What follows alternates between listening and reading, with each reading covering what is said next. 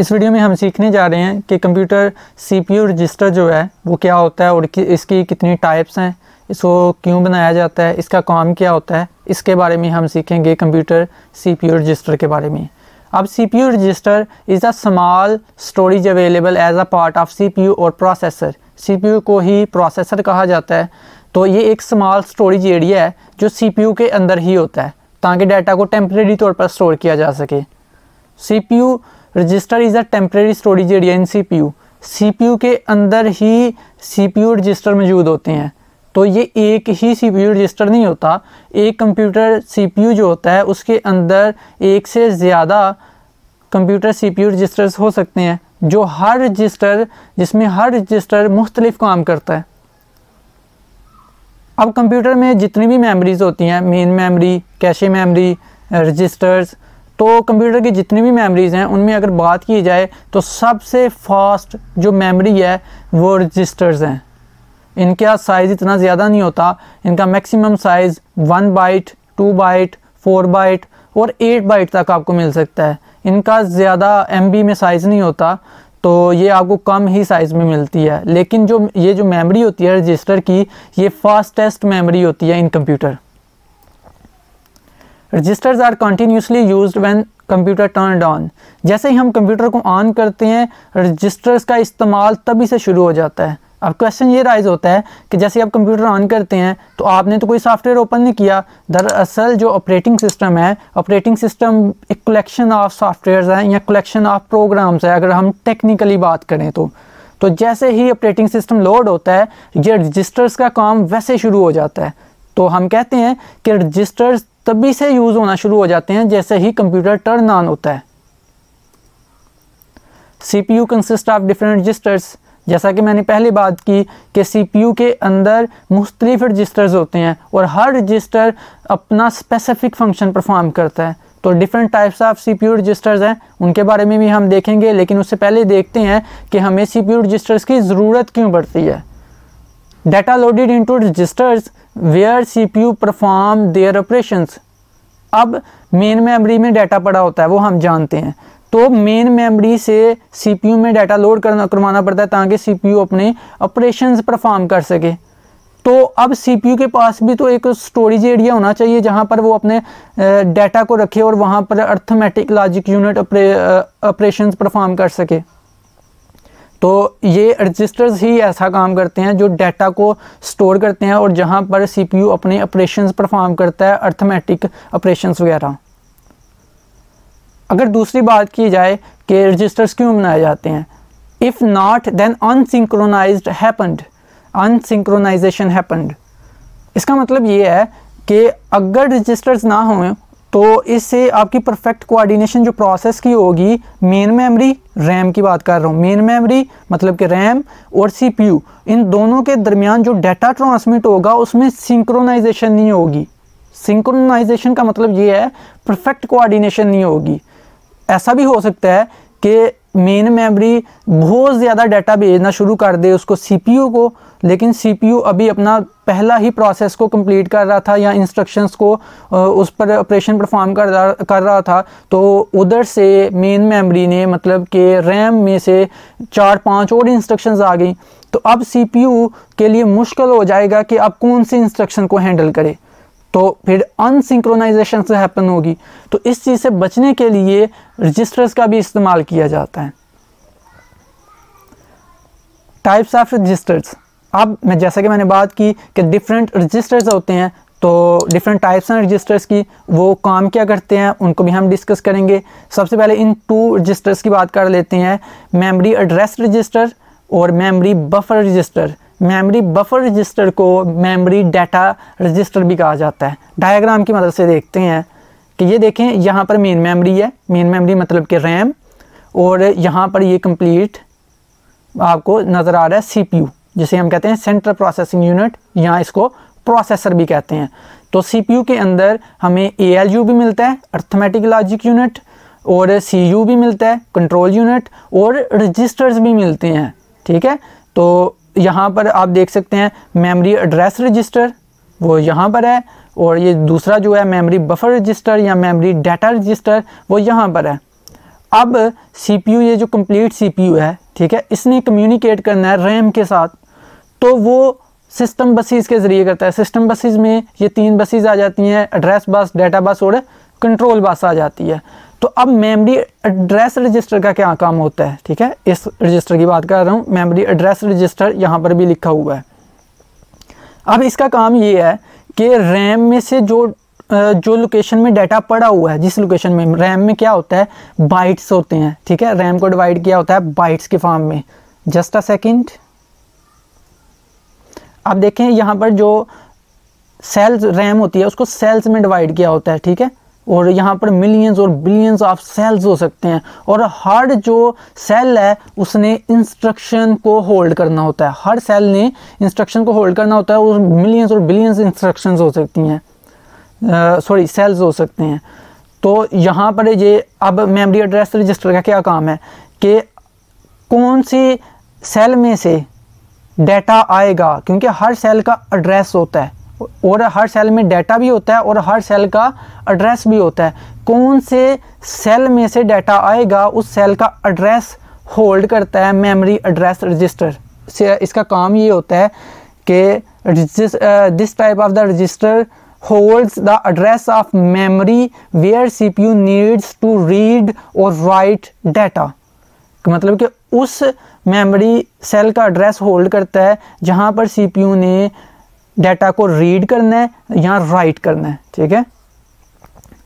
आप देखें यहाँ पर CPU के पास कुछ डाटा था, मसलन कि 2 + 2 4 हो गया, तो यहाँ पर इसके पास 4 है, तो अब इसने इस सेल में लिखना है, तो डाटा 4 इधर पड़ा रहेगा, लेकिन इस सेल का जो एड्रेस होगा, फॉर एग्जांपल इस सेल का एड्रेस हो सकता है 1101, ठीक है, इस सेल का एड्रेस है, तो वो जो एड्रेस होगा वो इस रजिस्टर के पास होगा, और इस एड्रेस को स्पेसिफाई करते हुए वो एड्रेस बस बताएगी कि यहाँ पर डाटा स्टोर होगा, और यहाँ से मेमोरी बफर रजिस्टर या मेमोरी डाटा रजिस्टर जहाँ पर डाटा पड़ा हुआ है वो डाटा बस को पास करेगा और इस सेल में आकर डाटा को सेव कर लेगा जो कि 4 होगा, ठीक है। मेमोरी बफर रजिस्टर का क्या काम होता है, मेमोरी बफर रजिस्टर का काम होता है कि डाटा को होल्ड करना, कि जो डाटा यहाँ पर राइट किया जाएगा या यहाँ पर जो डाटा रीड किया जाएगा उस डाटा को होल्ड करना मेमोरी डाटा रजिस्टर का काम होता है या मेमोरी बफर रजिस्टर का काम होता है।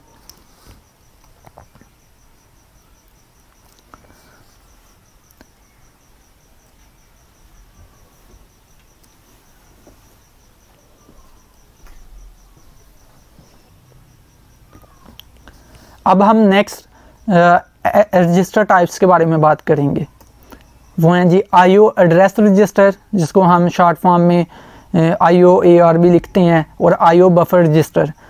तो IO एड्रेस रजिस्टर का काम ये है कि किसी भी इनपुट आउटपुट डिवाइस को स्पेसिफाई करने के लिए इस रजिस्टर को इस्तेमाल किया जाता है कि कौन सी IO डिवाइस में से डाटा आ रहा है, मतलब कि किसी भी इनपुट आउटपुट डिवाइस को स्पेसिफाई करने के लिए कि कौन सी डिवाइस को डाटा जाएगा या कौन सी डिवाइस से डाटा आएगा, उसको स्पेसिफाई करने के लिए IO एड्रेस रजिस्टर का यूज़ किया जाता है।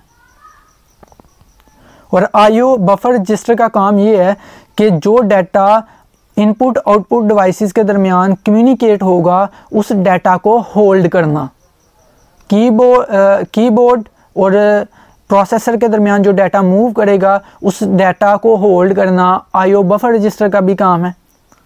तो इनपुट आउटपुट कोई भी डिवाइस हो उसका जो डाटा होल्ड किया जाता है CPU और इनपुट आउटपुट डिवाइस के दरमियान एक्सचेंजिंग के दौरान वो IO बफर रजिस्टर होल्ड करता है। अब अगर नेक्स्ट हम बात करते हैं प्रोग्राम काउंटर, बहुत ही अहम रजिस्टर है। तो इसका काम क्या होता है, इसका काम ये है कि यहाँ पर मैंने आपको बताया कि यहाँ पर बहुत सारी इंस्ट्रक्शंस होती हैं, क्योंकि इसमें यहाँ पर मिलियंस और बिलियंस सेल्स होते हैं और हर सेल में इंस्ट्रक्शन सेव की जा सकती है। तो प्रोग्राम काउंटर क्या मतलब, अब यहाँ पर फ़र्ज़ करें इंस्ट्रक्शन 1, यहाँ पर इंस्ट्रक्शन 2, इंस्ट्रक्शन 3, 4 और इंस्ट्रक्शन 5 और इंस्ट्रक्शन 6 पड़ी हुई है। अब जैसे इंस्ट्रक्शन 1 आएगी, ठीक है, CPU के पास, तो अब नेक्स्ट इंस्ट्रक्शन कौन सी आएगी इंस्ट्रक्शन 1 के बाद, आया कि वो इंस्ट्रक्शन 2 है या इंस्ट्रक्शन 3 है, उस चीज़ को होल्ड करके रखना, उस चीज़ का एड्रेस, उस चीज़ को जो स्पेसिफाई करता है या पॉइंट करता है जो सा रजिस्टर, उसको कहते हैं प्रोग्राम काउंटर या इंस्ट्रक्शन पॉइंटर रजिस्टर। ये एक ऐसा रजिस्टर है जो नेक्स्ट आने वाली इंस्ट्रक्शन को पॉइंट करता है कि नेक्स्ट कौन सी इंस्ट्रक्शन सीपीयू के पास आएगी। अब हम बात कर लेते हैं इंस्ट्रक्शनल रजिस्टर के बारे में। जैसे ही इस सेल में से देखें, ये जो सेल्स हैं ये मिलियंस और बिलियंस ऑफ सेल्स हो सकते हैं रैम के अंदर। तो जैसे किसी मसलन कि इस सेल में से जैसे इंस्ट्रक्शन लोड होगी सीपीयू के अंदर, तो यहाँ पर एक रजिस्टर होगा, ठीक है। सीपीयू के पास एक और रजिस्टर होगा अदर रजिस्टर्स में, जिसे कहते हैं इंस्ट्रक्शन रजिस्टर, आईआर रजिस्टर होगा। और वो रजिस्टर क्या करेगा, वो जो इंस्ट्रक्शन रैम में से लोड होकर यहाँ पर आई है, जहाँ पर कोई भी ऑपरेशन सीपीयू ने परफॉर्म करना है, वो इंस्ट्रक्शन रजिस्टर में रखा जाता है। हम इस तरह कह सकते हैं कि रैम में से जो भी इंस्ट्रक्शन सीपीयू में लोड होती है, वो सीपीयू इंस्ट्रक्शन जिस रजिस्टर में रखता है उसको हम आईआर रजिस्टर कहते हैं, ठीक है। अब नेक्स्ट जो है वो है जी अकैमुलेटर रजिस्टर। अकैमुलेटर रजिस्टर का क्या काम है? अकैमुलेटर रजिस्टर ये जो होता है ये अर्थमेटिक लॉजिक यूनिट के अंदर ही होता है, और सीपीयू अर्थमेटिक लॉजिक ऑपरेशंस के दौरान ही इस रजिस्टर को यूज़ करता है, अकैमुलेटर रजिस्टर को। स्टैक कंट्रोल रजिस्टर, स्टैक का तो हम जानते हैं, अगर आपने डाटा स्ट्रक्चर अच्छे तरीके से पढ़ी है तो स्टैक क्या होती है, इंस्ट्रक्शन स्टैक क्या होता है, स्टैक कह लें इस तरह से, एक आप लगा सकते हैं जिस पर एक इंस्ट्रक्शन डाली जाएगी। यहाँ पर फ़र्ज़ करें फर्स्ट इंस्ट्रक्शन है, यहाँ पर इंस्ट्रक्शन 2 है, ये इसके अंदर इंस्ट्रक्शन 3 है, और इस तरह से ऊपर से आप इंस्ट्रक्शंस डालते जाएंगे। जो लास्ट पर इंस्ट्रक्शन आएगी वो सबसे पहले निकलेगी, ठीक है। ये सबसे पहले इंस्ट्रक्शन बाहर जाएगी, उसके बाद इसकी बारी, और फिर इसकी बारी, और फिर इसी तरह से इस इंस्ट्रक्शन को निकलेगा। तो हम कहते हैं स्टैक में क्या होता है कि last first in last out, जो सबसे पहले आता है वो सबसे एंड पर उसको बारी मिलती है उसकी ऑपरेशन की। तो ये एक कह लें कि stack represents a set of memory blocks. यहाँ पर सेट ऑफ मेमोरी ब्लॉक्स होते हैं जहाँ पर डाटा को स्टोर किया जाता है, और डाटा को किस तरह से रिट्रीव किया जाता है, फर्स्ट इन लास्ट आउट, जो फर्स्ट में आएगा वो लास्ट में बाहर निकलेगा, ठीक है।